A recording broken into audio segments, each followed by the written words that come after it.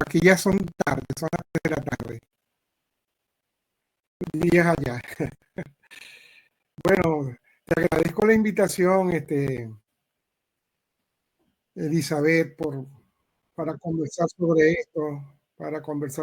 esto y que me gusta bastante, Gracias, ¿no? profe. Y bueno, comienzo también a señalar a tus discípulos que de los 5 mejores alumnos que he tenido en toda mi vida, una ha sido tú. Y creo que fue la primera, porque tú empezaste a ver el desarrollo de mi propuesta mucho antes que se escribiera el libro.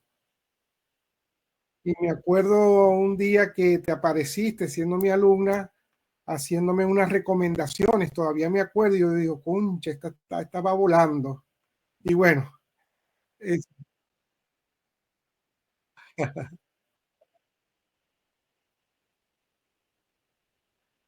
sí, correcto, correcto. Bueno, agradecido por eso también, ¿no? Porque así se mantiene esa idea que yo he tratado de hacer, ¿no? Bueno, me gustaría,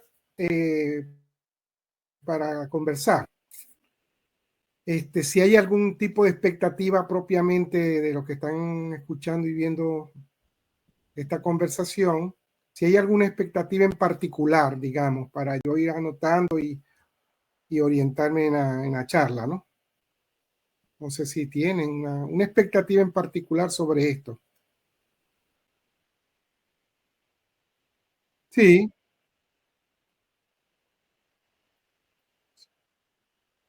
sí,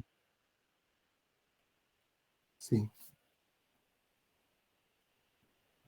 Uno que otro para que no se molesten todos. Profe, yo, sí, bueno, un placer, de verdad que sí, me encantó cuando la profesora Elizabeth me pasó la invitación y yo, ay, cómo me lo pierdo. Yo no Gracias. pertenezco ahorita a la especialidad porque me gradué hace poco, ya la hice.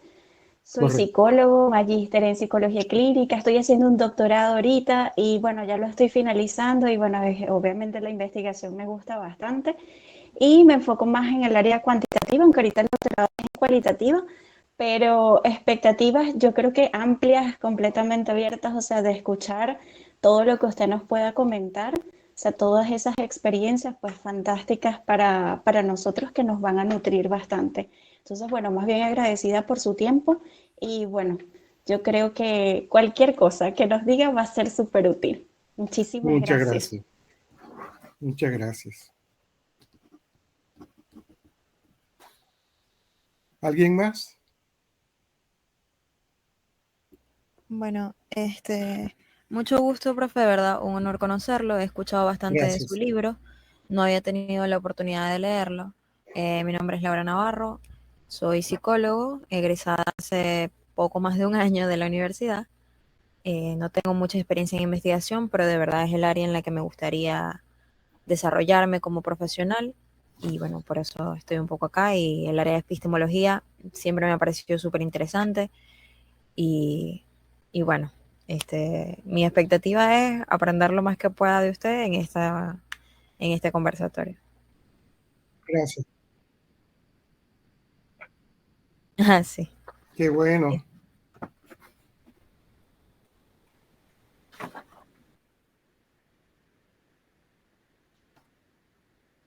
Qué bueno. Buenos días, profesor Evaristo, ¿cómo está? Un gusto saludarlo. Igual para mí. Sí, me contentó bastante cuando la profesora Elizabeth, bueno, nos contó mucho de usted ayer y bueno, ya hace como una semana también desde que iniciamos, ¿no? Realmente estoy bastante motivada por conocer desde su experiencia, desde todos sus conocimientos, ¿no? Esas serían como mis expectativas. Yo también soy psicóloga, psicóloga clínica, magíster, y bueno, pronto voy a iniciar mi doctorado y realmente me encanta la investigación. Soy apasionada de la investigación, he trabajado con investigaciones cuantitativas y cualitativas, ambas. Entonces, bueno, en el doctorado sí me gustaría trabajar eh, desde ambas miradas, ¿no? Quizá una investigación mixta. Y bueno, realmente estoy acá escuchándolo y bueno, recogiendo todo desde su experiencia para seguir, ¿no? En este andar investigativo. Un placer. Muy bien. Si hay alguien más. Buenos días, profesor Evaristo. Mi nombre es María Amanda. Yo soy ingeniero civil, graduada de la Universidad del Zulia. Y cuando la profesora Elizabeth me envió la invitación, yo dije, cónchale, qué maravilla, Bozo, tener a una persona como usted tan preparada y que usted tenga este tiempo para nosotros. Es muy valioso para mí, porque sobre todo me he dado cuenta. Yo hice la especialización en metodología y la investigación junto con Débora. Hola, Débora. Hola, María Amanda. Y nos graduamos hace poco, pero realmente yo me he dado cuenta ahora con la carrera de metodología y la investigación que nosotros como ingenieros tenemos muchas brechas en la investigación. Y yo me di cuenta porque he pasado por esa experiencia. Nosotros nos abocamos a investigaciones cuantitativas, pero nos es muy difícil. Pareciera que nuestro cerebro no está adaptado a investigaciones cualitativas. Y yo pienso que las investigaciones cualitativas es lo que está ahora en más auge, o sea, porque son investigaciones nuevas. Y me interesa mucho lo que decía la psicóloga Irene sobre investigaciones mixtas. Y yo pienso que una investigación mixta, bueno, sería lo ideal para cualquier investigador poder realizarla, ¿no? Y lo que usted nos pueda decir hoy será muy valioso para nosotros, porque por lo menos para mí como ingeniero, porque yo tengo un cerebro un poco cuadriculado. Y realmente es un reto para mí hacer investigaciones en el área cualitativa. Agradezco mucho su presencia y bueno, lo escucho con todo el ánimo y todo el entusiasmo. Gracias. Gracias, María. Bueno, comenzamos entonces, Elizabeth.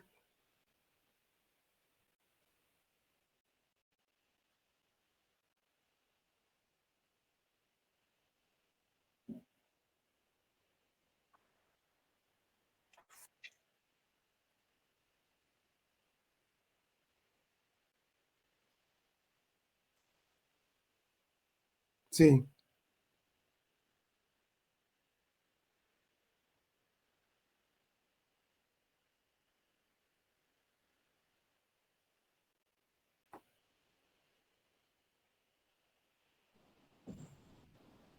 Buenas tardes. Buenos días a todos.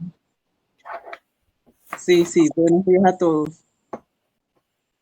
Un placer compartir con ustedes esta oportunidad.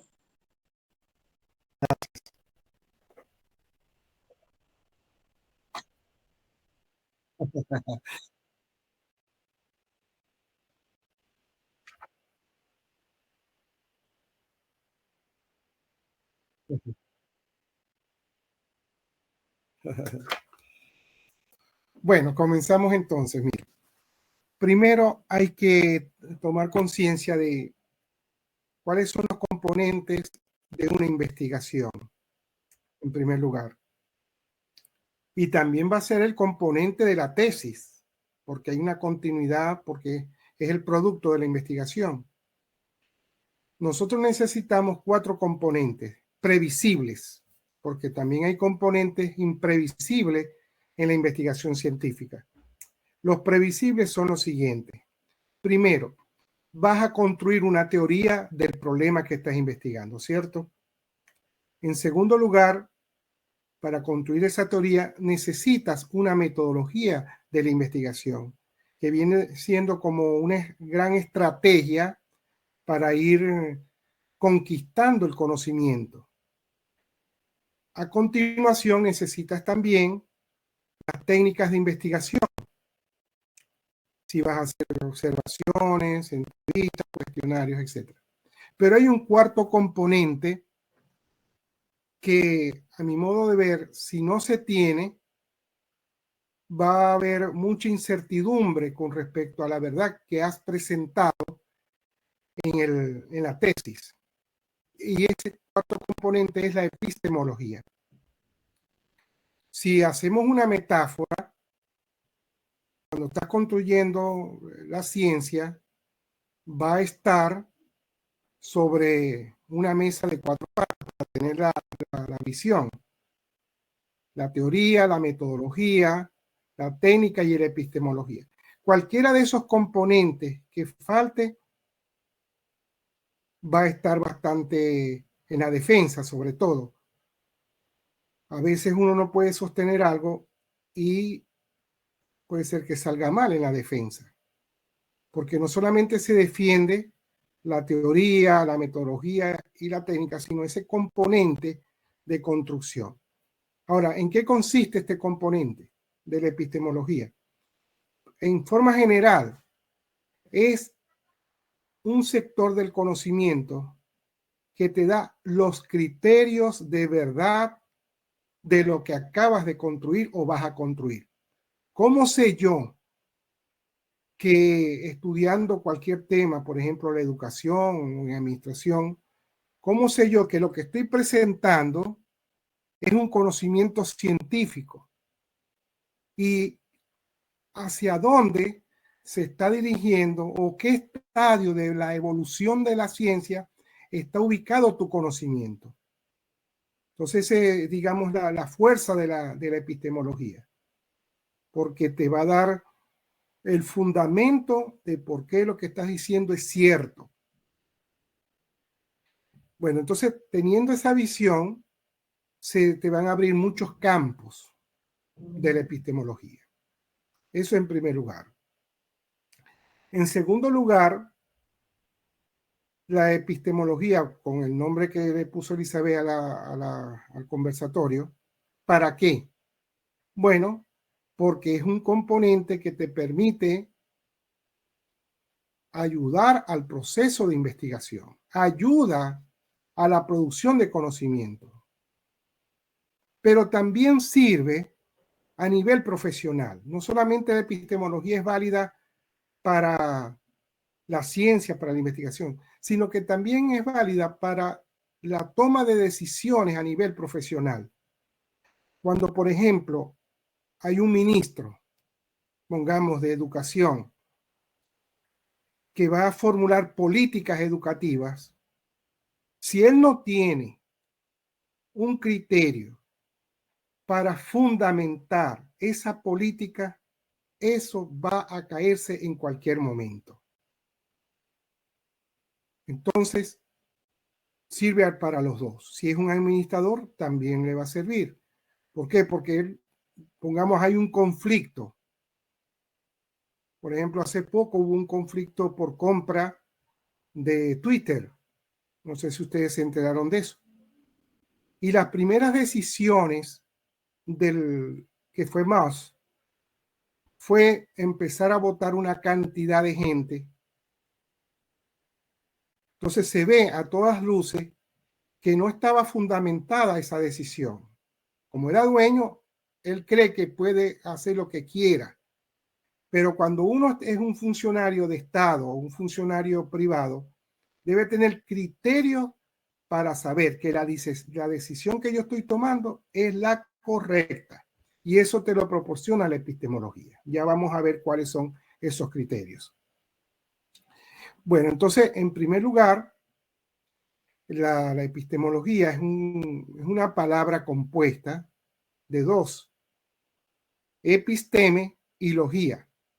Eso significa que, y logía ya ustedes conocen como biología, antropología, sociología, se refiere a estudio, tratado, y episteme significa verdad. La epistemología o ciencia. Entonces la epistemología estudia la ciencia con todos los criterios de verdad que esa ciencia va a establecer. Entonces, como ven ustedes, esa definición de la epistemología en forma general se corresponde pues con todo el desarrollo que ha tenido la epistemología en diferentes autores. Entonces, ¿cuál es mi objeto? Conocer la ciencia. ¿Qué tengo que hacer yo para conocer la sociología? Entonces, la sociología, por ejemplo, tiene un fundamento de construcción. Entonces, cuando uno utiliza el fundamento de construcción, bueno, en su origen, cuando se constituyó la sociología o la administración, hubo un fundamento. Luego hubo un desarrollo de esa ciencia. Yo voy como rastreando cuáles son los fundamentos que ha tenido una ciencia desde su principio hasta el momento actual. Incluso puedo hacer hasta proyecciones de la epistemología. Y de la ciencia, pues por supuesto, está. Entonces, mientras el científico se empeña en producir la teoría con el auxilio de la metodología y la técnica, él necesita, bien porque lo asesoren o bien porque él mismo se lo aprende, el componente epistemológico solo para fundamentar. Entonces, fíjense, la teoría, por ejemplo, estamos estudiando la productividad de las empresas. La teoría te va a dar los sustentos para entender la productividad de una empresa. La metodología te va a dar el cómo. La técnica te va a dar la manera de compilar la información. Pero al mismo tiempo, él está generando fundamentos para que esa teoría pueda estar fuerte. Cuando yo digo fuerte, yo tengo una metáfora para un poco darme a entender esto. La epistemología es, si ustedes ven un árbol, pongamos, no se le ven las raíces, pero si se cae ese árbol por un viento, por un accidente que tuvo, la raíz no soportó ese accidente. Por lo tanto, carecía de fundamentos ese árbol. Una raíz, no sé si ustedes saben, bueno, por experiencia, ¿no? Estas metáforas, dicen que el tamaño de la raíz es del mismo tamaño de la cumbre del árbol. Entonces, si un árbol se cae por un accidente, es porque no estaba fuerte, no tenía fundamentos. La teoría que ustedes presentan siempre será argumentos de sustentación, así es la palabra. Sustentar es dar argumentos positivos y negativos a favor de lo que estás explicando. Estás explicando la productividad. Entonces, ¿qué debes hacer? Empezar por el marco teórico, revisión de antecedentes. Dices en qué momento se empezó a generar el concepto de productividad. Tomas varios autores, los sintetizas. Bueno, toda esa operación es sustentación. Pero, ¿cómo construir ese conocimiento? Eso te lo va a dar la raíz de la ciencia, que sería la epistemología. Entonces, esa es la labor. La labor es descubrir o tener pendiente cómo se construye el conocimiento científico. Ahora, cuando yo tengo esa meta, entonces yo voy a estar pendiente en cada una de las áreas de la producción de conocimiento donde la epistemología debe estar. Entonces, ¿cómo sé yo que es una ciencia? Primero, la primera operación epistemológica que yo debo hacer es qué diferencia hay entre mi ciencia y los otros saberes.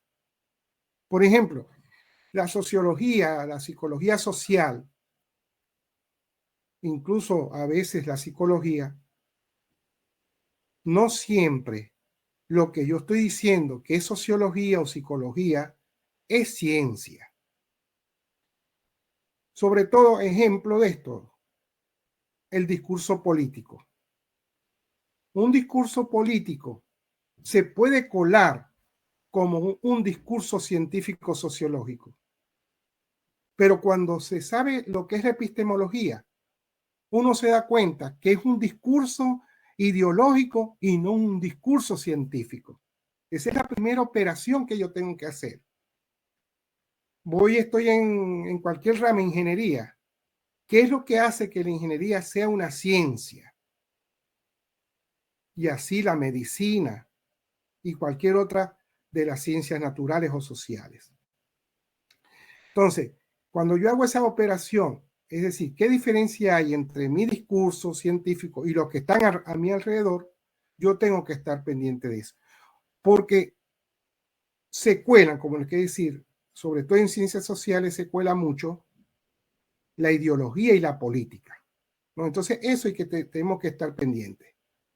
Segundo, que tenemos que estar pendientes en eso. ¿Qué diferencia hay entre la ciencia que yo estoy estudiando, que voy a hacer una tesis, y otras que son similares, que son afines?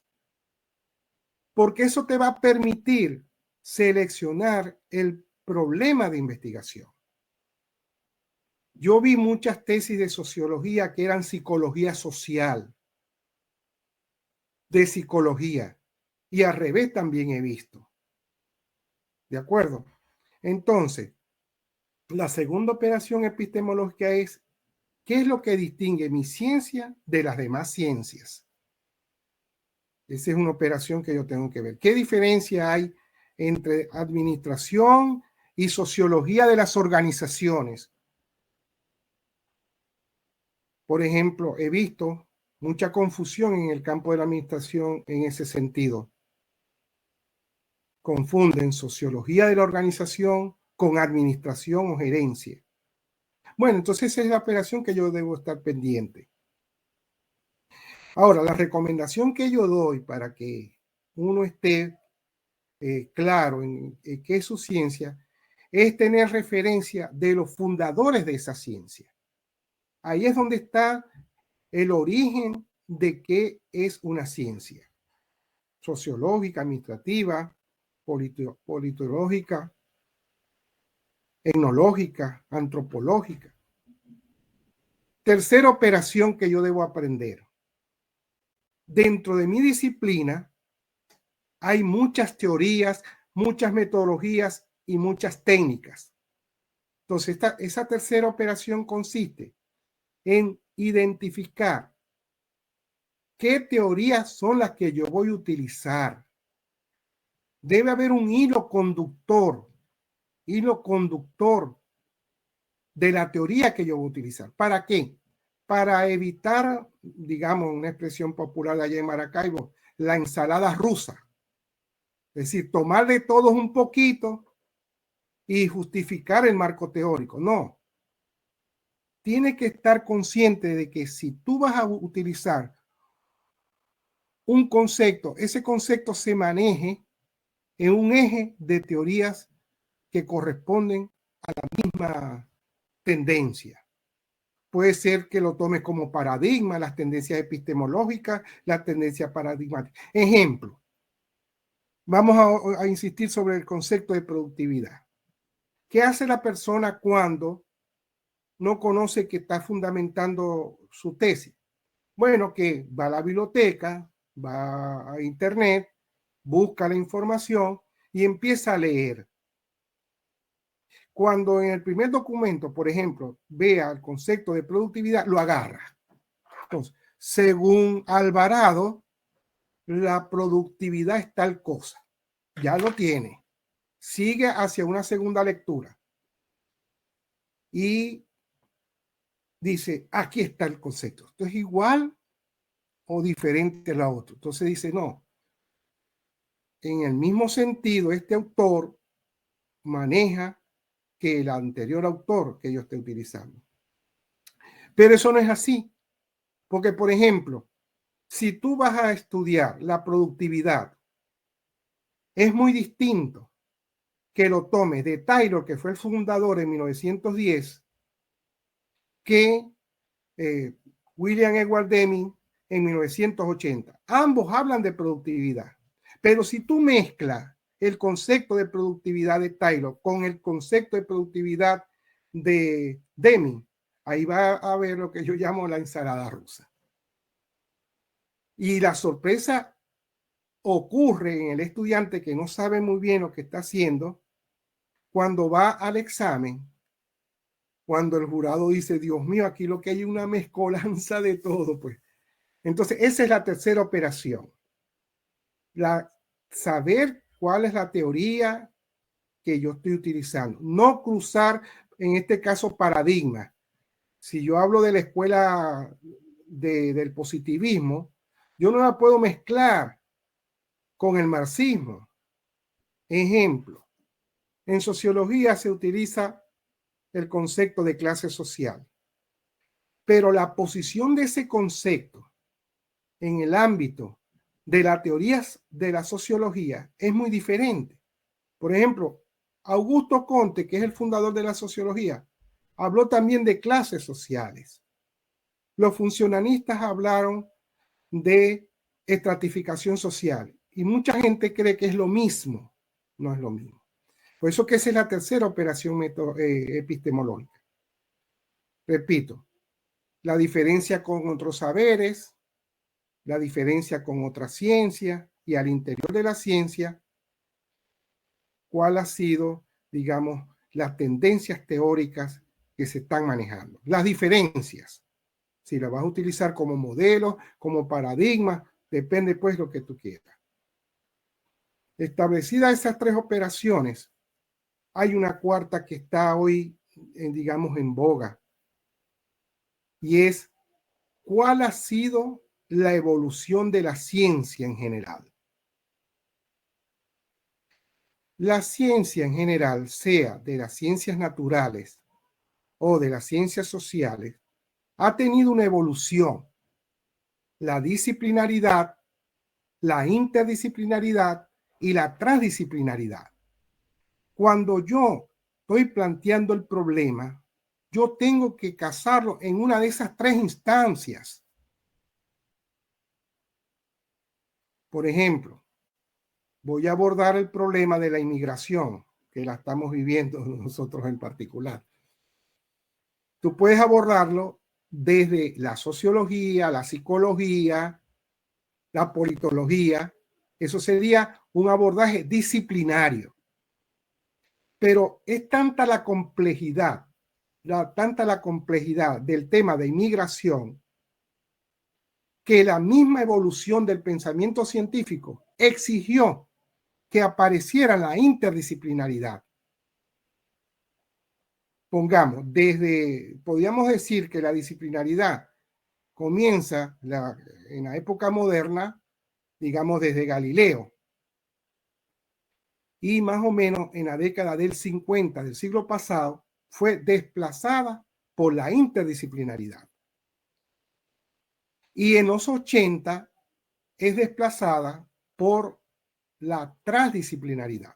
Entonces, cuando yo voy a hacer un estudio, tengo que estar consciente si lo voy a hablar desde mi campo disciplinario, de la interdisciplinaridad o de la transdisciplinaridad.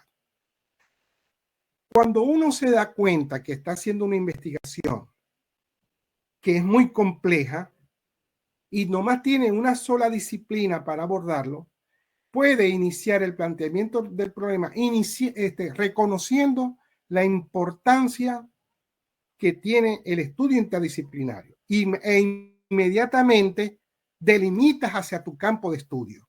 Pongamos, puede decir, este tema de la inmigración es un tema bastante complejo, están interviniendo muchas variables, pero para este estudio de tesis, de grado, de posgrado, de doctorado, lo vamos a enfocar desde el punto de vista disciplinario, siendo eso una delimitación teórica y epistemológica de tu investigación. ¿Por qué? Porque cuando yo lo enfoco desde el punto de vista de una disciplina y no me doy cuenta de que ya la ciencia está avanzando, pueden ocurrir cosas como llega un jurado especializado, como siempre ocurre, y la mayor objeción que le pueden estar dando a un estudiante o a un investigador es que está como metido en una sola tendencia de la ciencia. En este caso, la disciplinaridad.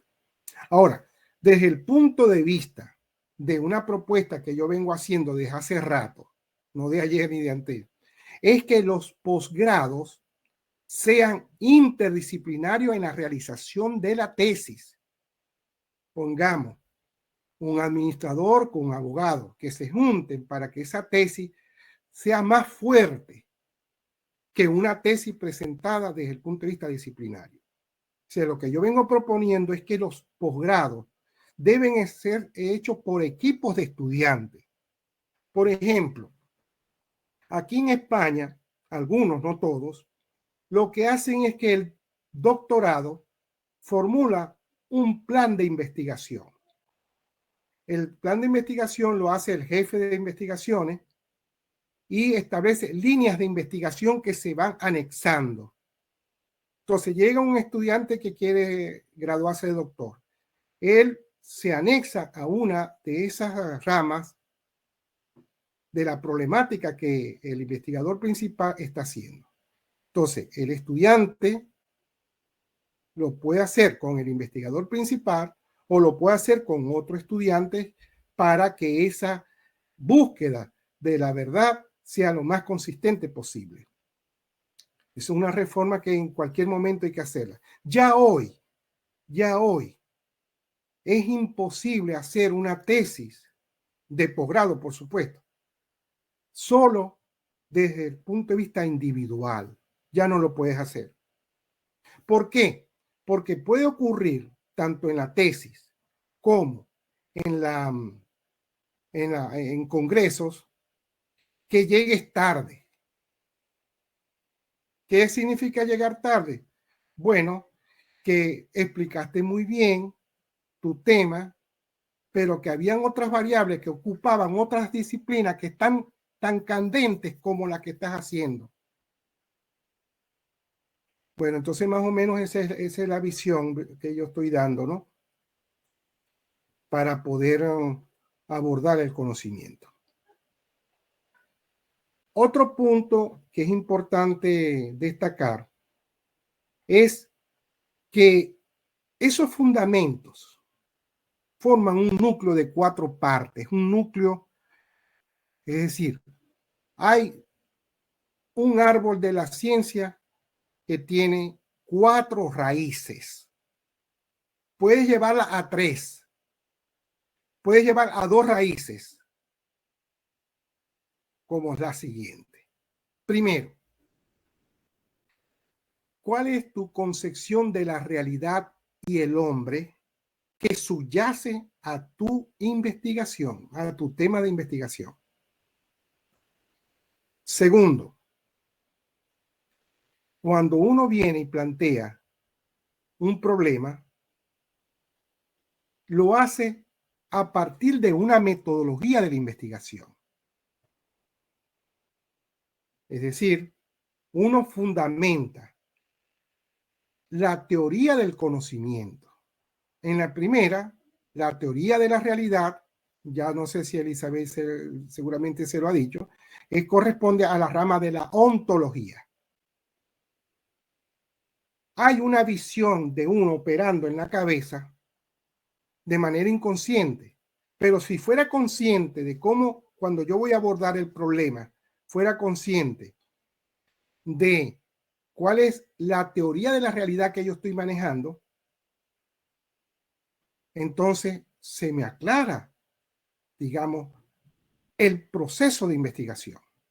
Otro, el segundo, la segunda raíz. Cuando estás investigando, tú tienes una teoría del conocimiento científico con la metodología respectiva. Cuando yo voy a utilizar una modalidad, pongamos, ya lo han citado ustedes, de metodología cuantitativa, eso tiene un fundamento del conocimiento científico, que en palabras técnicas sería la nociología de la ciencia. Cuando yo abordo, por ejemplo, la gran pregunta que hace un estudiante de tesis, ¿por dónde empiezo? por la realidad directamente o por los libros disponibles? ¿Por dónde arranco mi investigación? Bueno, esa pregunta que se plantea el estudiante empezando la tesis solamente se resuelve en el campo de la nociología de la ciencia. ¿De acuerdo? Entonces, y el tercero de las raíces, la tercera raíz, son los valores que el estudiante va a movilizar tanto externamente a su proyecto de investigación como internamente. Generalmente eso sí se maneja bien, porque en la investigación convencional incluye la justificación de la investigación. ¿De acuerdo? En esa justificación está la parte externa de la ciencia y la parte interna. Y la cuarta raíz es la estética de la ciencia. Generalmente no se usa ese concepto, pero sí, uno cuando está hoy con todas estas tecnologías, tú vas a presentar una tesis que tenga gráficos a colores, la mejor letra que puedas utilizar. Esa es la estética de la ciencia. No presentar un bloque de puros conceptos. Y la anterior, la axiología, los valores, mientras más comprometida estés con tu problema de investigación, más frutos va a dar ese proyecto de investigación. Pero si el estudiante, el investigador, no está involucrado, que le da igual hacer lo que le viene en gana, entonces eso no va a tener impacto. Por eso que se incluye la parte motivacional, valorativa, como tercera raíz de la investigación científica. Y la cuarta también, eso es importante. Mira, la presentación de una tesis. Yo he visto aquí las tesis de doctorado de aquí, que ya prácticamente van como si fuera un libro, porque aquí hay muchas editoriales. Y tu tesis la puedes presentar ya como un libro el día de la defensa. Una belleza. Esa es la estética de la ciencia. Entonces, en resumen, hay 4 raíces. La teoría de la realidad, que es la ontología, la teoría del conocimiento, que es la nociología, la teoría de los valores, que es la axiología, y la teoría de la estética, que es la belleza en la presentación de la investigación. No incluso en la belleza de mantener un laboratorio. No es el científico loco que aparece en las películas, ¿no? Porque un laboratorio tiene que tener una estética, un orden. Si tienes un desorden, bueno, eso quizás no te ayude mucho. Entonces, miren ustedes cómo en la construcción de conocimiento yo voy fundamentando. Cuando, por ejemplo, Taylor dice que los trabajadores eran unos orangutanes y que había que tenerlos a hilo corto para que trabajaran. ¿No ves? Eso es un supuesto ontológico. Si yo digo que el trabajador es un holgazán, todo lo que voy a hacer yo en la construcción de conocimiento está ese holgazán. Y cuando hagas la pregunta, le vas a preguntar de por qué es holgazán. Pero si tú dices que el hombre es un ser integral, ahí va a estar operando cómo vas a ver ese trabajador cuando estés hablando de la productividad. Entonces hay una vinculación que define el objeto de estudio y lo define y lo fundamenta es la ontología. Entonces la ontología se acompaña con la concepción del hombre, que sería una especie de antropología filosófica, la concepción de la realidad. Por ejemplo, si estás investigando partiendo del hecho de que la realidad es dinámica, no puedes presentar una sola encuesta transversal si vas a partir de que la realidad es dinámica. Si tú partes del supuesto ontológico que la realidad es dinámica, o mejor aún, es cambiante, la única forma de capturar eso es por metodologías participativas, metodologías más cualitativas. No porque yo esté de moda la investigación cualitativa o la cuantitativa, sino el abordaje que yo estoy haciendo originalmente desde el planteamiento del problema. Y así para todos los momentos, si estás trabajando, construyendo el marco teórico, también tienes que ir hilando cuál es tu concepción de la realidad que tienen los autores que están manejando eso. ¿De acuerdo? Y también en la parte metodológica para la parte nociológica. Cuando vas al capítulo 3 para definir tu metodología, esa metodología va a estar definida según la teoría del conocimiento o nociología que has empezado a usar desde el principio. Entonces, como te decía anteriormente, ¿por dónde empiezo? ¿Por la lectura de los libros o me voy al lugar de los acontecimientos? Entonces ya pasamos al campo de la nociología. En la nociología hay tres maneras, o mejor dicho, dos formas puras de hacer una investigación. La empirista y la racionalista. No más que hay esos dos modelos puros de cómo abordar una investigación. Y luego vienen, por supuesto, las mezclas, las combinaciones, las hibridaciones.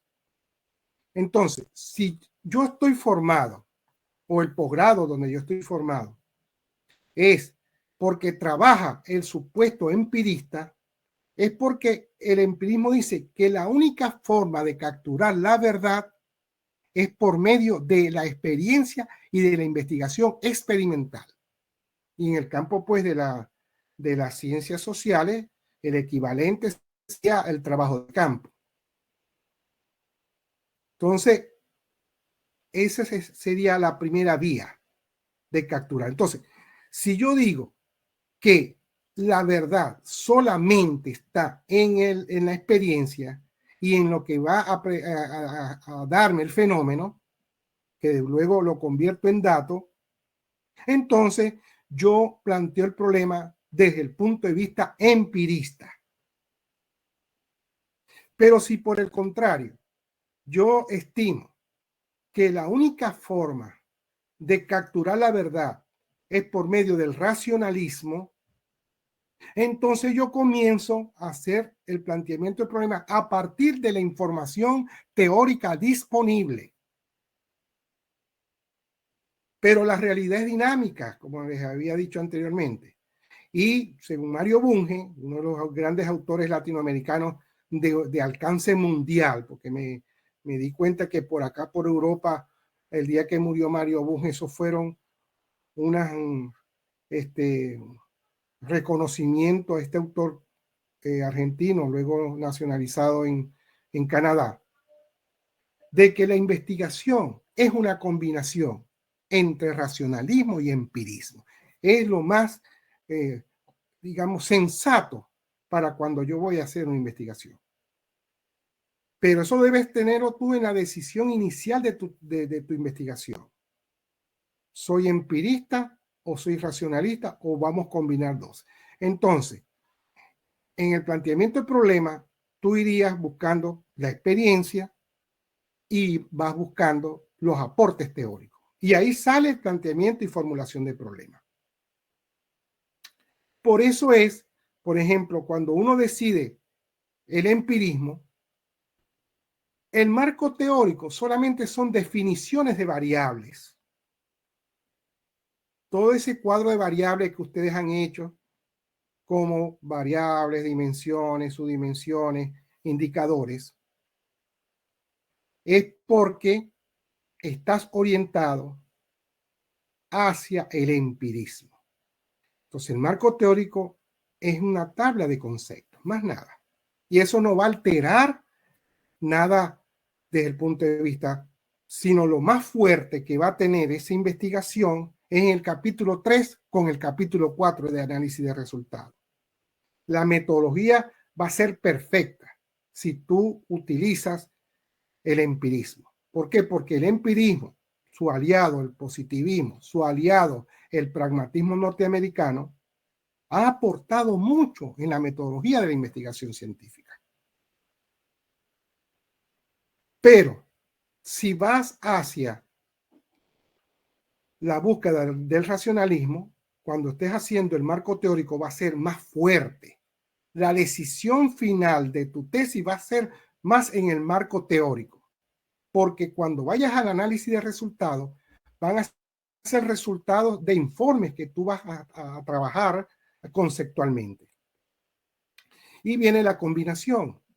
Yo digo que hay una feliz combinación de la tesis a 4 capítulos con el racionalismo y el empirismo. Es un matrimonio muy bien llevado.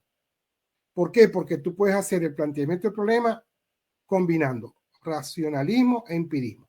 Haces un marco teórico racionalista, haces un marco metodológico empirista y el análisis de resultados tú vas a cruzar el marco teórico con el marco metodológico. ¿Te das cuenta? Bueno, ese es otra de las dimensiones que tiene la epistemología. No sé si hay algo que quieran preguntar.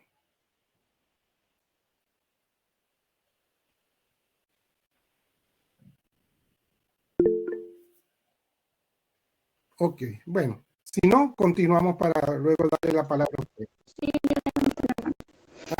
levante la mano, profe. Profe, eso que usted está comentando, gracias, profe Elizabeth. Eso que usted está comentando de este matrimonio entre el racionalismo y el empirismo es obviamente porque el marco teórico lo estoy sustentando de datos que ya están allí, pero cuando aplico una metodología que es obviamente de campo, de recolección de datos, es que voy a explicar los datos que recolecto desde ese marco conceptual, ¿no? Sí. Ah, ok. Correcto. Ay, muchísimas gracias. Sabía que era así, pero está explicado de una forma muy bonita. Gracias. Ha ocurrido el caso de que se ha hecho un marco teórico y cuando se hace el análisis de resultados solamente movilizan la parte metodológica que he colocado en el capítulo 3. Mire, le voy a comentar un anécdota que me pasó a mí como jurado, presidente jurado, habiendo asesorado una tesis maestría. El joven hizo todos los procesos, los 4 capítulos, era un buen estudiante. Pero cuando fue a exponer, se le olvidó hablar del marco teórico. Y yo no hallaba cómo decirle qué seña ponerle para que incluyera el marco teórico en la exposición de tesis, en la defensa de tesis. Bueno, total, expuso la tesis con los cuadros, los indicadores, todo perfecto, tal, conclusiones, recomendaciones. Bueno, empieza ahora la defensa, ¿no? Exposición y defensa. Un jurado, el primer jurado, viene y lo felicitó porque era un buen trabajo. La otra profesora también lo felicitó. Yo también lo felicité, pero siendo más papista yo que el Papa, le dije, todo bien, excepto que se te olvidó colocar el marco teórico en la defensa. Entonces una de las jurados dijo, no hizo falta. Entonces, ¿qué visión tenía el jurado? Una visión empirista. ¿Te das cuenta? Bueno, le resultó favorable al estudiante porque se le había olvidado el marco teórico. Entonces, ese recorrido es porque tú estás a nivel de lo que es la segunda raíz, la nociología de la ciencia. ¿Puede haber una tesis totalmente teórica? Sí, porque es racionalista. ¿Puede haber una tesis totalmente empirista? Sí, porque yo fundamento el conocimiento en una parte del marco teórico o aparte, depende de la magnitud de la investigación, porque hay casos en que la epistemología se coloca dentro del marco teórico o como componente del marco teórico y otros lo sacan como capítulo aparte. Pero cualquiera de los dos casos, eso es lo que te va a dar el norte de tu investigación. ¿De acuerdo? Ahora, de esto, como he hablado, hay mucho híbrido desde ese punto de vista. Profe, una pregunta. En el caso de una investigación que no usa marco teórico, sino más bien teorías referenciales, entonces se sustenta más en lo empírico, porque entonces los datos y todos los resultados va desde el dato en sí, es decir, desde la entrevista. Estoy hablando de investigaciones cualitativas, ¿no? O sea que esas son básicamente más empiristas. Sí y no. Sí y no. Porque te voy a decir algo, ¿no? Cuando hablo de hibridación de esos dos fenómenos, de empirismo y racionalismo, uno tiene que ubicarse en qué parte del mundo está ubicado. ¿Cuáles son las expectativas de tu propia universidad o de tu propio laboratorio? Vale mucho las expectativas institucionales para utilizar uno u otro modelo de investigación. Entonces, en el estadio actual de conocimiento, el caso de la inmigración, yo puedo obviar y hacer una historia de vida o grupos de profundidad y con eso presentar la tesis. Pero en el mundo que actuamos, en el mundo de Internet, en el mundo de las redes, ya hoy es difícil obviar la parte racionalista de cualquier investigación.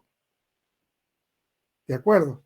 Entonces, si tú estableces el principio que la investigación tiene un fundamento empirista, entonces la investigación cuantitativa y la cualitativa va a tener más fuerza en el capítulo 3 de la metodología de la investigación. ¿De acuerdo? Entonces, igualmente ocurre para cualquier tipo de investigación que se nos ocurra.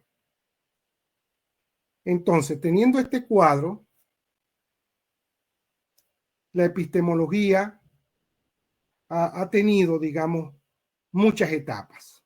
La epistemología como... bueno, dale, Laura. Adelante. Gracias, profe. Un poco escuchando esto, o sea, pienso en mi corta experiencia en el ámbito de la investigación hasta ahora. Y bueno, creo que es bastante común que caigamos en hacer esa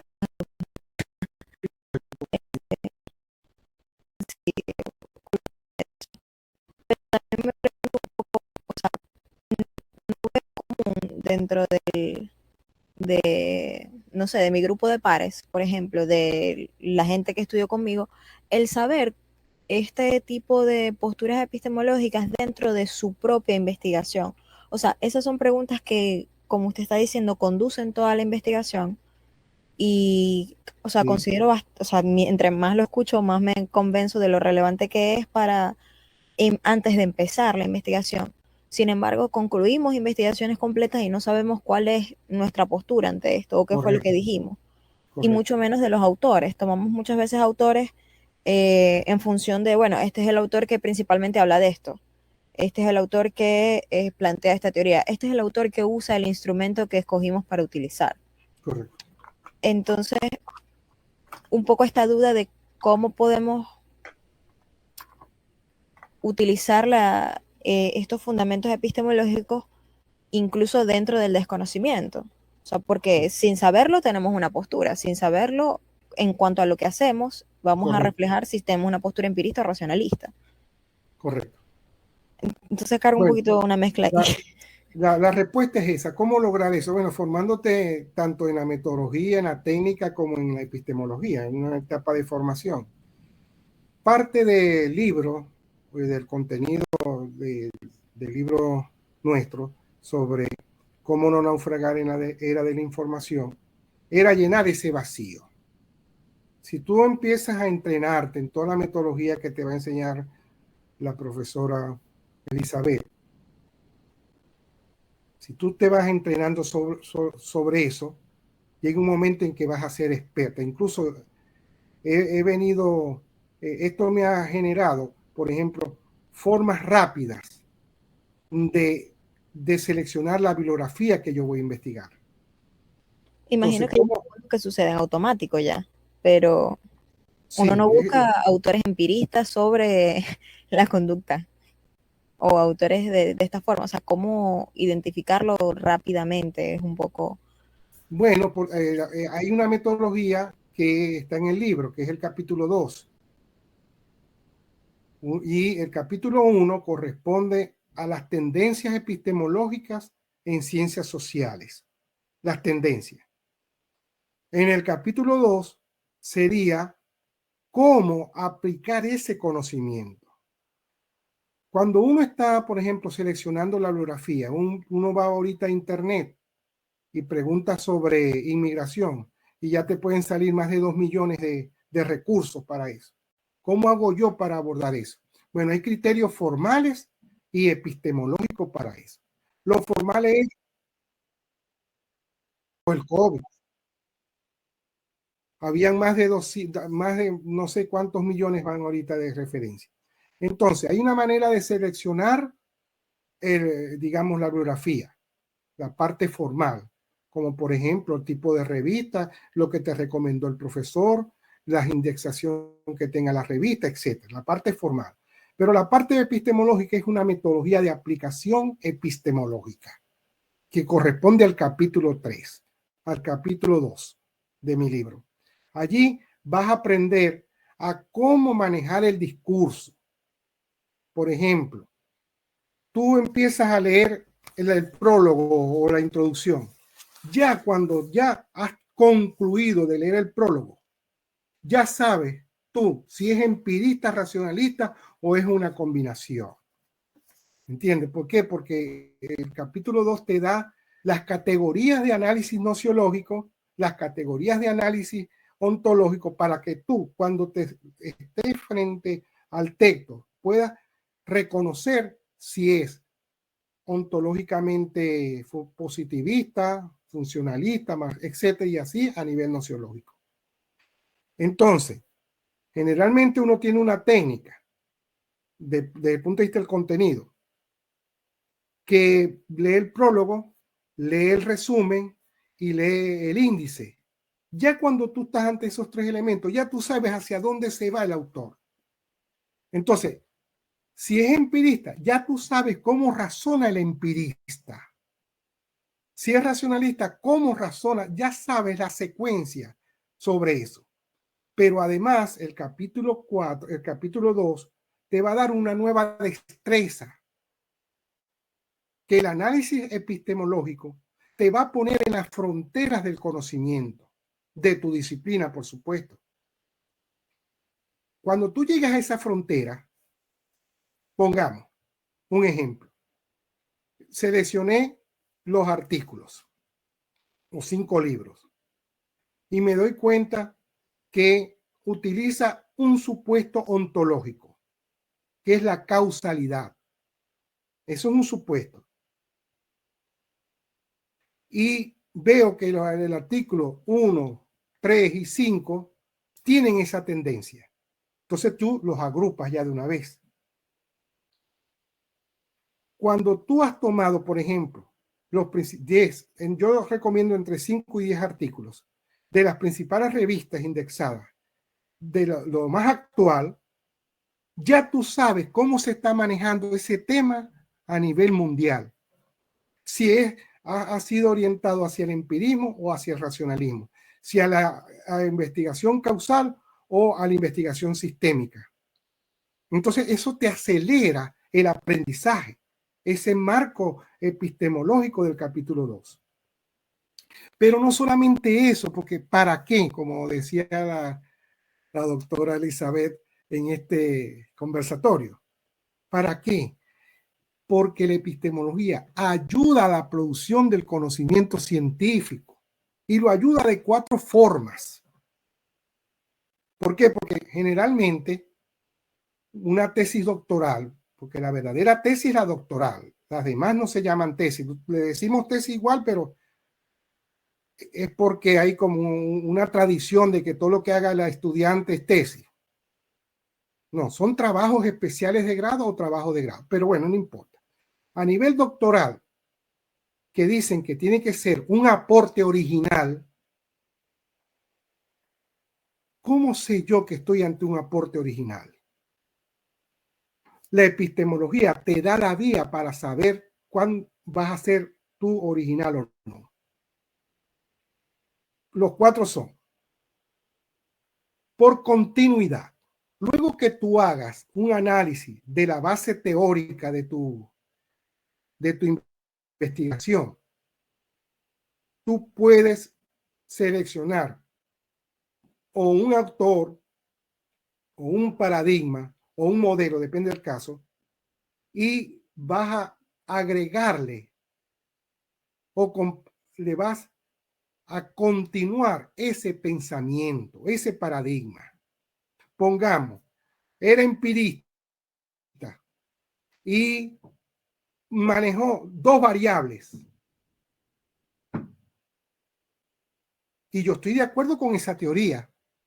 Entonces, la primera forma de generar conocimiento es por continuidad. Es decir, ahora yo voy a replicar esta investigación, pero con análisis multifactorial. ¿Eh? Ese es un complemento. Entonces, el original tuyo es que dada una teoría, un modelo, un paradigma, tú lo continuaste agregándole vacíos o agregándole nuevos elementos que dan la continuidad a ese pensamiento. ¿De acuerdo?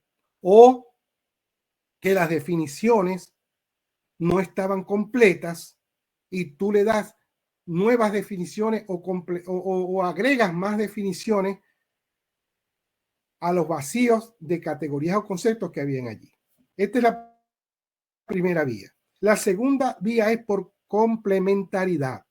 Cuando tú hayas hecho un análisis de tus referencias, la continuidad está en que tú tomes el planteamiento central del autor que más avanzado esté según tu criterio, luego del análisis epistemológico, y le vas a abrir el núcleo teórico a ese planteamiento que hizo X autor. Eso se llama por complementariedad. Ejemplo, manejé 2 variables en rendimiento estudiantil. La variable condición socioeconómica y rendimiento estudiantil. Tú puedes abrir eso y le agregas una nueva variable. Por ejemplo, las condiciones de estudio. Ejemplo, las condiciones pedagógicas. Eso es un trabajo por complementariedad. Retomando la teoría existente o en lo que ya se sabe, se hace la investigación. El tercero, ya va profundizándose un poquito más. Tú logras hacer una síntesis e integración de perspectivas teóricas. Los hay. Por ejemplo, en el campo de la sociología, cuando tú vienes y tomas como referencia el paradigma funcionalista, tú lo puedes ampliar hacia lo que se llama neofuncionalista. Eso significa que lo estás complementando ese paradigma. Sigue siendo funcionalista, pero ahora es neofuncionalista, porque ha integrado más conocimiento. Ese es el tercer paso. El cuarto es el de la ruptura. Es lo que la gente cree que es el doctorado. No siempre se hace ruptura de conocimiento con respecto al conocimiento disponible, más si estás metida en una ciencia que está muy evolucionada. Pero esos 4 criterios de continuidad, complementariedad, integración y ruptura es lo que te permite a ti decir, soy original en estos 4 puntos, en este punto, en este otro. ¿De acuerdo? Allí es donde tú capturas la originalidad. Claro, el análisis epistemológico tiene una conclusión y tiene una recomendación. La conclusión del análisis epistemológico es el alcance explicativo de tu teoría o de los artículos que estás analizando, o de los libros que estás utilizando, lo que yo llamo consistencia epistemológica, consistencia paradigmática y la coherencia del contenido del discurso. Por eso que uno, utilizando la epistemología, se convierte en un instrumento de evaluación de la propia teoría científica. Pongamos, se llama consistencia paradigmática cuando yo me adscribo a un paradigma conocido, pero lo estoy agarrando en los últimos trabajos que sobre ese tema ha hecho el funcionalismo. Ejemplo. Eso es lo que se llama coherencia paradigmática. Ejemplo más claro. Voy a hacer un análisis marxista o con el nombre que se le llama, lo llaman materialismo dialéctico o materialismo histórico. Si yo agarro ese tema con las propuestas originales del marxismo, voy a tener un atraso. Y cuando estás evaluando ese discurso, te vas a dar cuenta que tiene un atraso paradigmático al explicar el problema que se está investigando en ese momento. Otro ejemplo puede ser que tomes el positivismo. Yo vi una vez una tesis de una profesora que dijo que era positivista. Yo estoy de acuerdo porque hay libertad de pensamiento. Cada quien agarra de la mejor manera. Pero si tú no fundamentas, esa tesis no tiene validez. Y si tú no le das consistencia paradigmática, tampoco tiene validez. Y te la pueden raspar también por eso. La consistencia epistemológica. La consistencia epistemológica, bueno, eso se maneja más a nivel de doctorado, ya no se pide ni para maestría ni para atrás. La consistencia epistemológica es que yo debo estar abordando el problema en la última tendencia del conocimiento científico. En la última tendencia. Es diferente a la consistencia paradigmática. La consistencia paradigmática significa que del paradigma o teoría que estás utilizando, la más reciente es la que tú vas a utilizar. Pero la consistencia epistemológica te dice que de todas las tendencias, ¿cuál es la que está en el frente, en la vanguardia en este momento? Y lo identificas en las revistas indexadas a nivel internacional. Pongamos el caso. Pongamos, no quiero usar este ejemplo, pero bueno, es para que se me entienda. Este es un libro que se llama ¿Es mi hijo mal estudiante? Causas médicas del fracaso escolar. Fíjense ustedes, ¿no? Ya el título dice todo. Esta persona agarró la investigación en el primer fundamento ontológico de la ciencia moderna, que es la causalidad. Y lo está presentando ahora. Entonces, no tiene consistencia epistemológica. Tiene consistencia paradigmática, puede ser, pero no consistencia epistemológica. ¿Por qué? Porque la evolución de la ciencia ha sido disciplinaridad, interdisciplinaridad y transdisciplinaridad. Si hay un posgrado, un doctorado que compite a nivel mundial, porque los hay en Europa y en Estados Unidos, no te van a abordar ningún problema desde el punto de vista causal, sino que te lo van a abordar en la vanguardia del conocimiento científico. Y la vanguardia del conocimiento científico hoy es la teoría de la complejidad. Entonces uno va evaluando, son criterios de evaluación. Profe, eso que está explicando, disculpe, es porque sería como determinista y obviamente no estamos allí cuando está hablando de esta causalidad. Correcto. Eso es correcto. Es correcto. Y dentro del determinismo hay muchas variaciones también, no solamente la variación causal, hay muchos determinismos. Bueno, entonces, Cuando uno hace esa evaluación que te lo está dando la epistemología como herramienta, cuando ya tú hayas hecho la evaluación y dices tú, ajá, ¿cuál es mi teoría ahora? De estas conclusiones que yo he llegado, tú haces como un balance. La conclusión debe estar en función de los criterios que acabo de señalar anteriormente. Otro criterio, porque es ilustrativo, el alcance explicativo. Un alcance explicativo va desde un estudio de casos hasta un estudio de la universalización del conocimiento.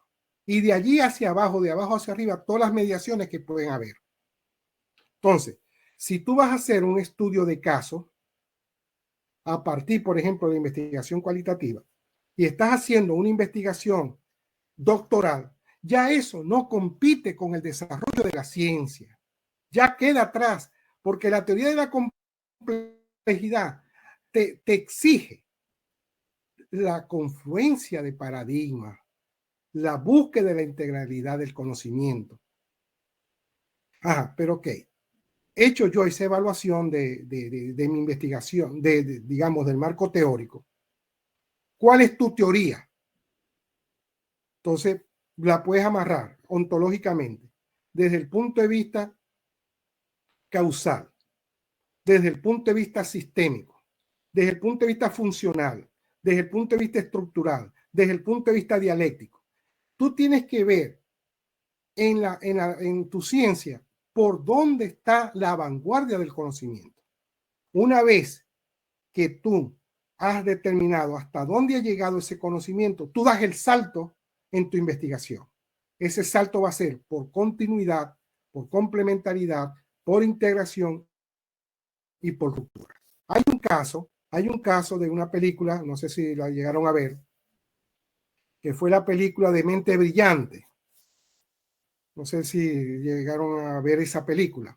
Porque se trata de una biografía de un gran científico, Nash, que en la década del 50, él terminando la tesis, o mejor dicho, según la película, él se enfermó psíquicamente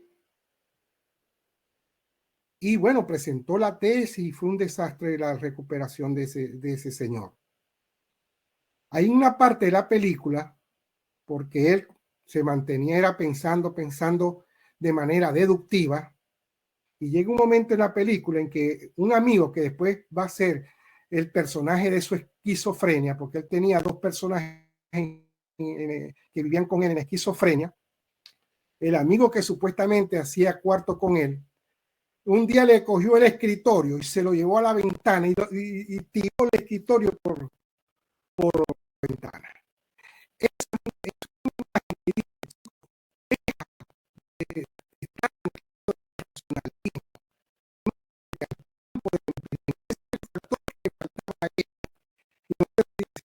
La película, y te la recomiendo, en el siguiente cuadro aparece el campo de la gente y todo eso, a nivel empírico. Entonces, cuando él presenta la tesis, la presenta según la imagen, y cuando el tutor viene a ver, le dice una definición que es súper investigación original de ruptura que todavía se está utilizando, porque fue la base de la teoría de los juegos. ¿Te das cuenta? Él en el 50 ya estaba en la vanguardia, bueno, se enfermó y todo lo demás, tal. Y fue en la década del 80 cuando le reconocieron el premio Nobel. Mucha gente pensaba que se había muerto por la misma enfermedad que tuvo. Entonces, la necesidad de abordar tu posición es que cuando lleguen las conclusiones y recomendaciones de esa cantidad de teorías que has utilizado, tú tomas la posición. Yo voy a hacer este enfoque desde el punto de vista funcionalista y queda fundamentado. Pero el funcionalismo en la vanguardia. y así sucesivamente dependiendo pues del campo, porque cada ciencia tiene sus evoluciones distintas. Ahora, no es que utilizar un principio te invalide la tesis, sino que no llegas a tiempo a explicar el problema, porque el objetivo de uno es la explicación del problema, independientemente que sea de sociología, psicología, lo que sea. Esa es la finalidad de uno, explicar el problema. No aplicar conocimiento para no llegar a nada. Por eso es que a nivel doctoral uno puede dar el salto hacia, en orden inverso, ruptura, integración, complementariedad y continuidad. Esa sería, digamos, la parte donde uno se posiciona ya como doctor. Y para concluir, hay una anécdota de un amigo mío que vino a Francia a estudiar su doctorado y él me cuenta lo siguiente. Había terminado la escolaridad y comenzaba la tesis, buscó una profesora que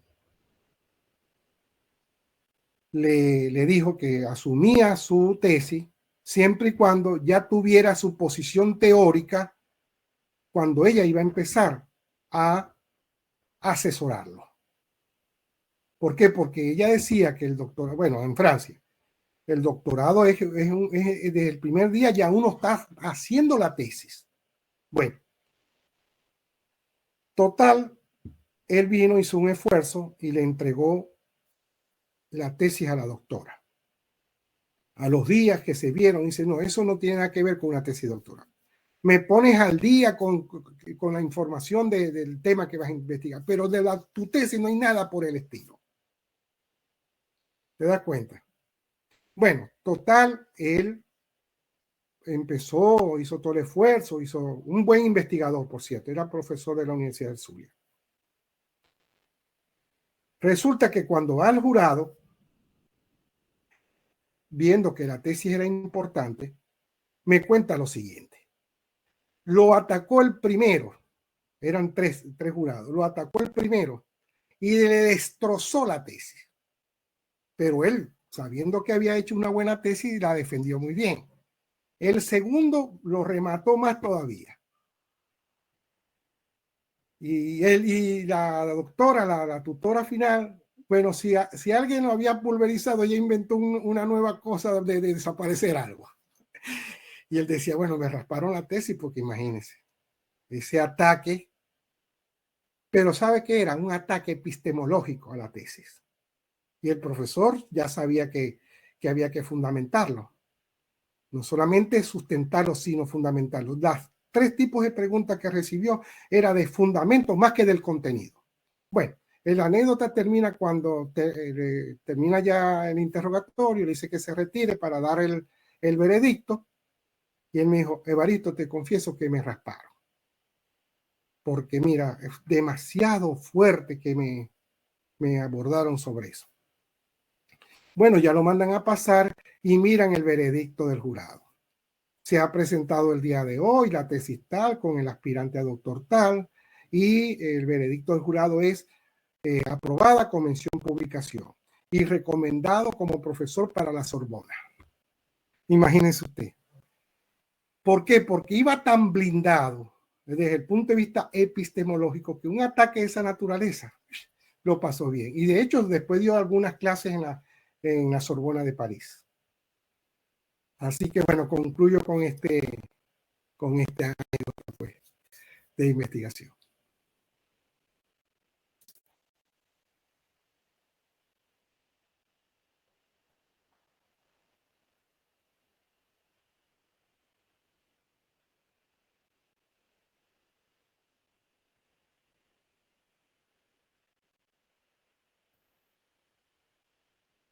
Gracias.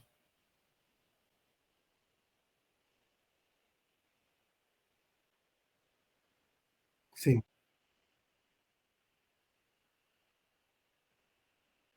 no está. Correcto, no está.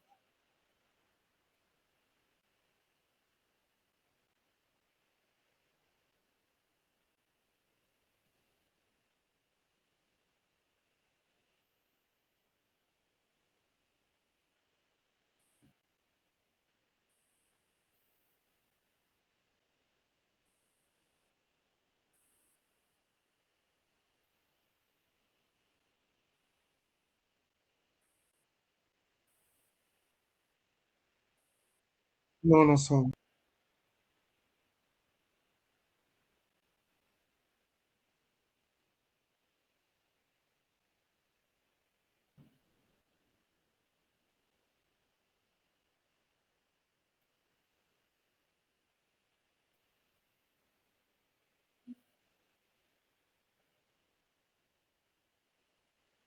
Sí,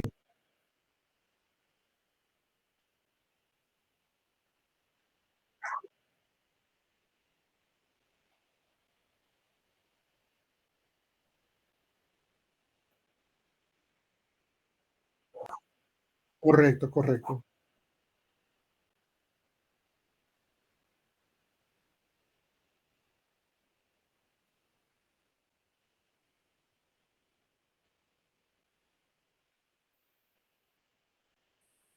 correcto,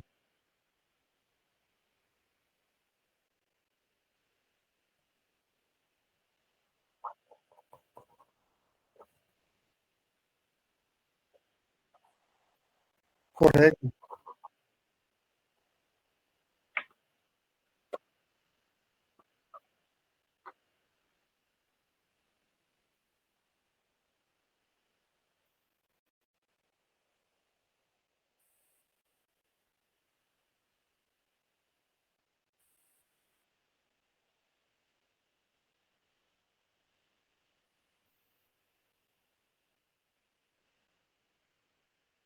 correcto, correcto,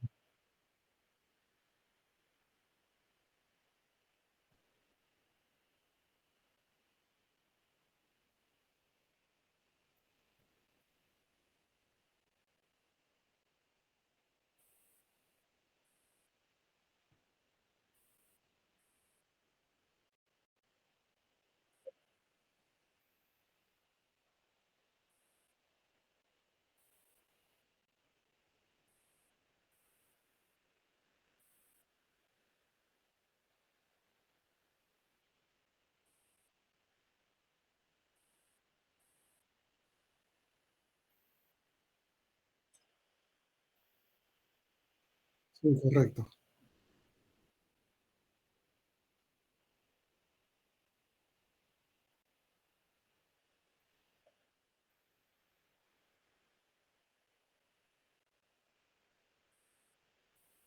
correcto,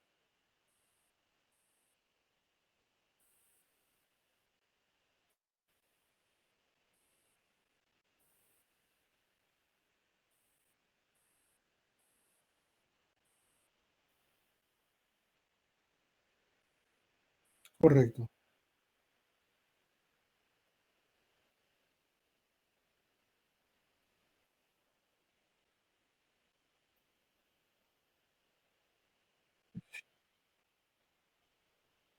¿Verdad, no?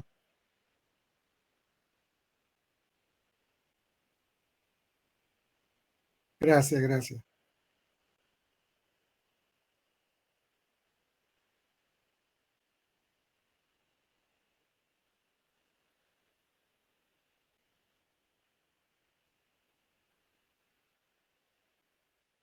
Correcto,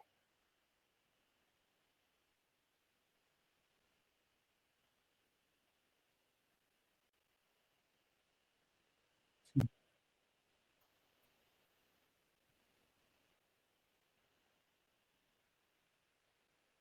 correcto,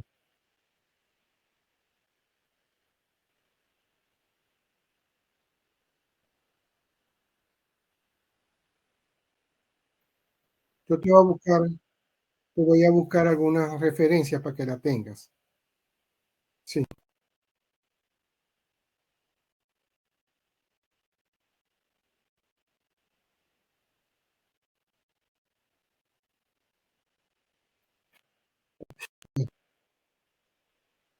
claro, claro.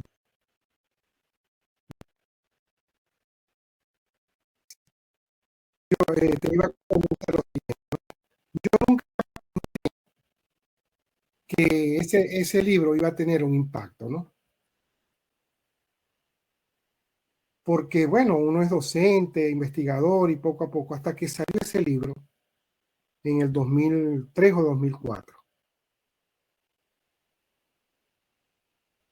Y tuve una pista del contenido del libro como en el 2007 y en el 2015 me di cuenta de algo que yo no sabía que había hecho. En el 2006 o 2007 yo le entrego el libro a un gran profesor de epistemología de Venezuela que se llamó, hoy es difunto, Rigoberto Lamas, un hombre muy estricto y muy de avanzada de la epistemología. Y bueno, yo había escrito algo didáctico, digamos, ese fue mi propósito, algo didáctico. Como un mes después de haber entregado el libro, hay una revista latinoamericana que yo compraba mensualmente y cuando voy terminando de leerla, veo la foto del libro y hay un comentario de Rigoberto Lamas. Entonces él dice, muy pocas veces he visto un docente que trate bien epistemología, porque son temas bastante complejos. Y este ha adoptado una posición didáctica abordando la complejidad de la materia. ¿Por qué? Porque la epistemología que veíamos nosotros en la década del 70 eran libracos por cada tema, libracos. Dios mío, y eso la gente, los estudiantes salían corriendo y los profesores también. Hasta el punto que en el 85, una década después, en la reforma curricular del 80 la eliminaron. Los mismos profesores. Bueno, ese fue como en el 2006 o 2007. Pero en el 15, yo estaba dando un curso de epistemología a nivel doctoral y tengo una alumna que también es discípula, que es María Cristina Useche, que vio la materia también y empezó a aplicarla. Y digo yo, aplicación. Si es que ella está generando una metodología de aplicación a partir de mi texto. Y me di cuenta, modestia aparte, que yo había abierto en América Latina, no sé si de este lado, porque no he buscado la referencia, una nueva rama de la epistemología. La epistemología que había era la epistemología teórica. Y claro, totalmente filosófica, se llama filosofía de la ciencia. Y hay una epistemología orientada a la investigación, como le he dado yo, pero no había todavía un manual de aplicación de la epistemología. Todo el proceso de cómo yo voy aplicando para entender un discurso, eso no existía. Y me di cuenta que, modestia aparte, había abierto una nueva forma de entender la epistemología, que es este formato que ustedes están viendo ahorita. Ningún epistemólogo que se haya metido ha tomado, digamos, esa iniciativa de cómo al estudiante se le haga fácil entender la epistemología. Por ejemplo, yo...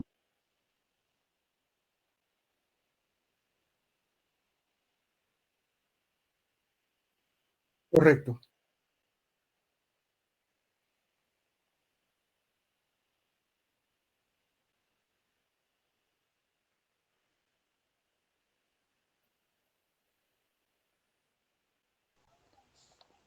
Yo trabajé en la obra El Caballero de la Armadura Oxidada. Ah, correcto. Sí.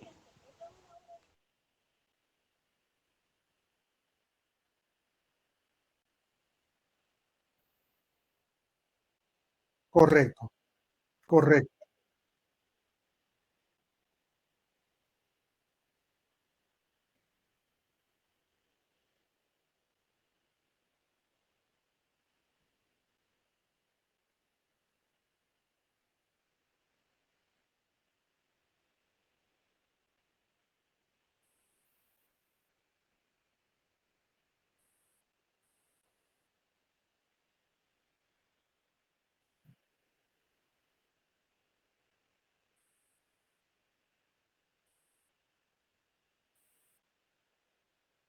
correcto, correcto. Ya te voy a decir algo. Tú sabes de la ciencia, pero ya te voy a dar una respuesta muy bonita, fíjate.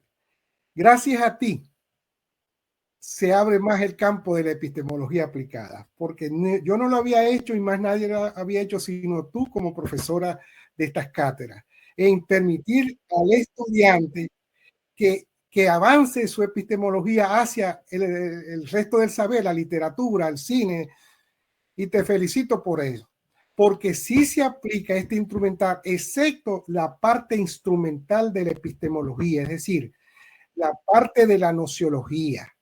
En la nociología van a ver racionalista e empirista, tanto el que la escribe como los personajes, pero de allí hacia el desplazamiento de la metodología técnica no lo va a ver. Pero es diferente. Correcto, correcto. Entonces sí, gracias a ti, entonces se está expandiendo hacia la literatura, donde el estudiante puede capturar.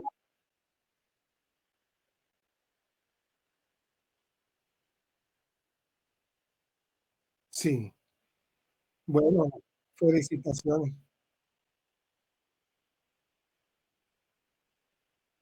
Ok, dale. Profesor, gracias infinitas por esta invitación. Para mí es un placer estar con el profesor Evaristo, la cual aprendí a querer gracias a usted y lo sigo gracias a usted. Y bueno, y saludar a mis compañeros y a la nueva corte de esta especialidad que es maravillosa, de verdad. Para mí es abrirme a un mundo de posibilidades. Era de las que estaba cerrada la investigación, para mí era un tabú. Y ahora entiendo, y ahora estoy en el camino y me encanta, me fascina. Y bueno, con su obra, a través del análisis del libro El Maestro de Asís, ok, ese estudio y esa práctica, porque es investigar con la práctica. Sí. Bueno, rompí muchos paradigmas en mí y lo agradezco infinitamente. Qué bueno, te felicito. ¿Sabes otra cosa que quería agregar? Bueno, me preguntaste sobre CREA, el organismo que sí, es un centro para la epistemología aplicada, porque no lo ha habido, no ha habido tampoco amarrar todos esos adelantos epistemológicos. Hubo un profesor peruano, Héctor Maleta se llama, se llamó Epistemología Aplicada en el 2008. Él intentó hacer lo que yo estaba haciendo, pero no lo logró. No pudo salir de las teorías de las epistemologías. Pero sin embargo, es una buena iniciativa de estar pensando cómo se produce el conocimiento científico. ¿Por qué? Porque al uno tener, fíjate tú, cuando uno tiene el conocimiento epistemológico, la epistemología te ayuda a aclarar los vacíos que estás teniendo en la investigación. Un ejemplo que yo pongo es, ¿debo utilizar una hipótesis sí o no en la investigación? La respuesta es dependiendo de la naturaleza del problema, porque no todo tiene que seguirse la secuencia. El método es una orientación para la producción de conocimiento, pero la realidad es otra. La realidad te puede estar indicando nuevas cosas que una metodología convencional no te va a capturar. Eso es lo que quería decir. ¿Qué otra pregunta?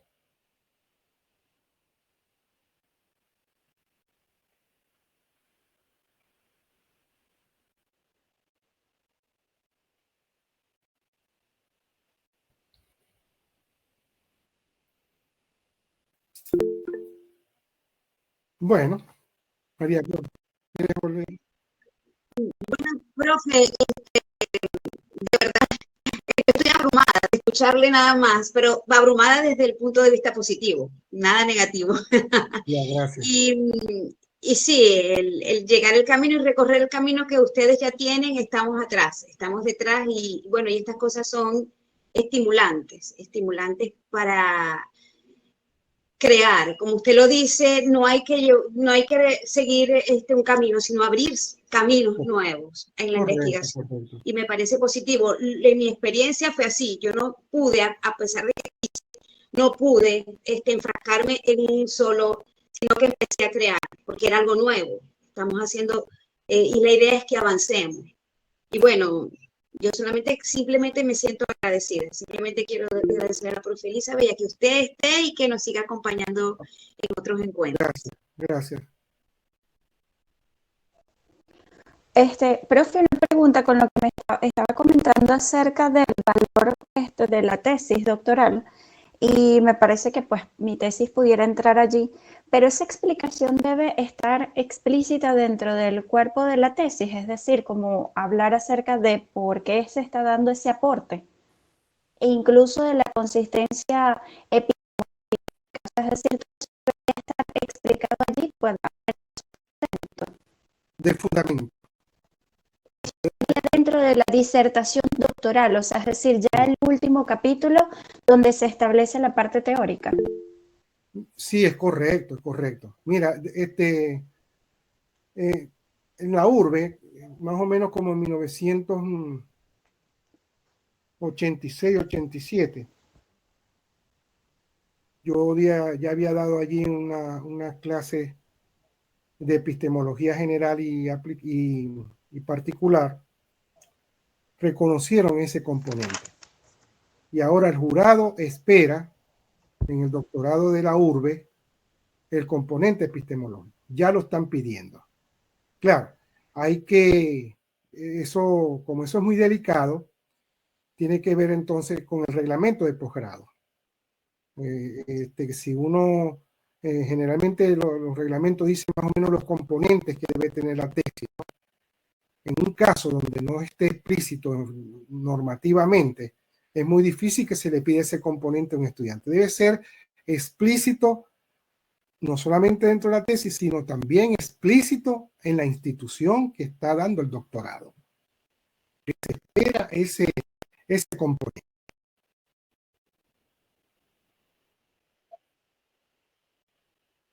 Bueno, agradecida con el doctor Evaristo, profesor, muchas gracias por todo su conocimiento.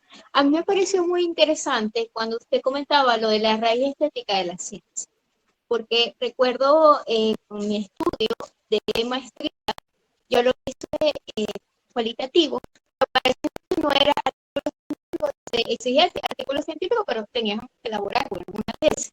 Vamos a ver el trabajo de grado porque la tesis ya se había elaborado.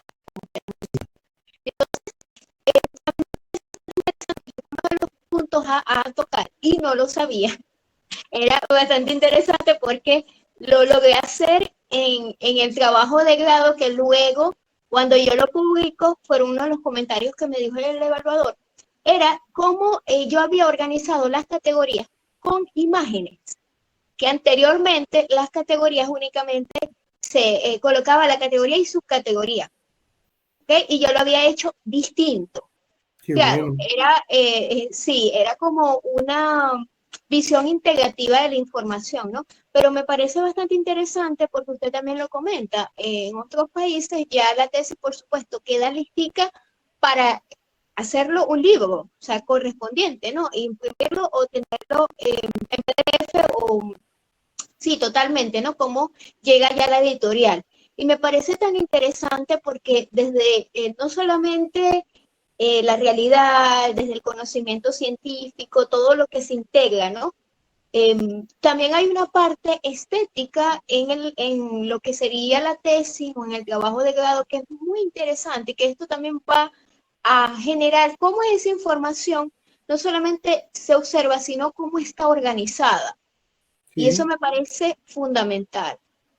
Y correcto. bueno, realmente me llevo muchos apuntes que pude notar y ahora que voy a comenzar con mi doctorado, principalmente, creo que es uno de los aspectos de esos 4 criterios, ¿no? Y me parece interesante también lo de la parte, cuando usted habla de la ruptura, yo creo que sí es importante porque así al momento de tener esa continuidad, complementariedad, esa síntesis e integración, también hay esa ruptura, ¿no? Que se basa, bueno, por supuesto, de todo lo que ha llevado o esa continuidad, ¿no? De la investigación. De verdad, muchísimas gracias y gracias a la doctora Elizabeth, la profesora. Bueno, coincido con María.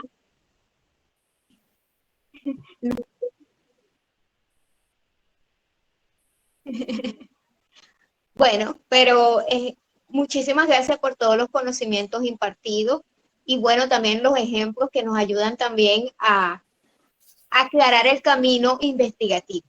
Sí. Para cerrar, yo quisiera aprovechar lo siguiente, ¿no? Porque una anécdota y una recomendación, ¿no? Ajá. No, sí, tiene que ver con lo que ella dice, ¿no?